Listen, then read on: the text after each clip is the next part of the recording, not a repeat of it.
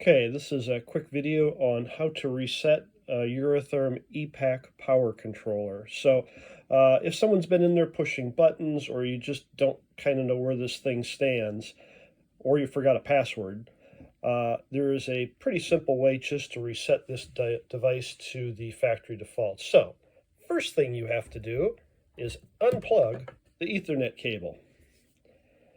Then hit your page key. Go to, hit your enter key, and go to config. Hit enter. The passcode is 3. Hit enter. Stay there where it says config code. Hit enter one more time. Enter code 0.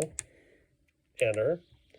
Then if you scroll down, you get to a parameter that calls for clear memory. Hit that.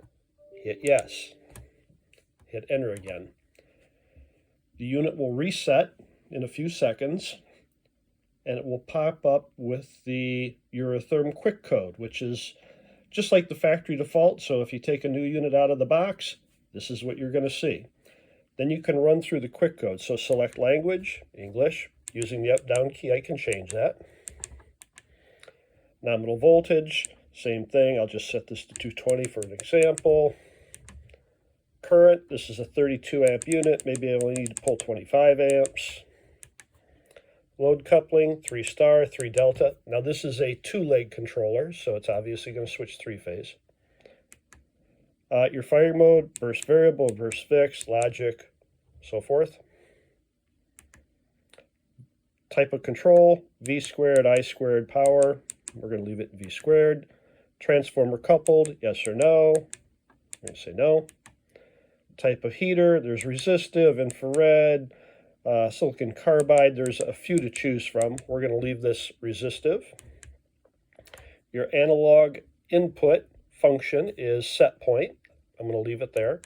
And then what is the control signal? So in this case, we're going to set it to 4 to 20. Enter.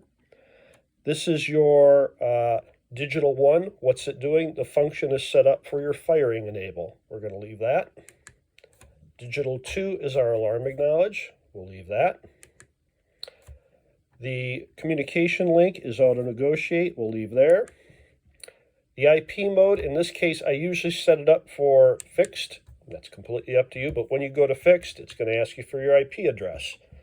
So in this case, you can set this up by your up-down keys. The longer you hold the button, the faster it goes. So I'll just run this up to what my computer is set for as far as the sequence. 111.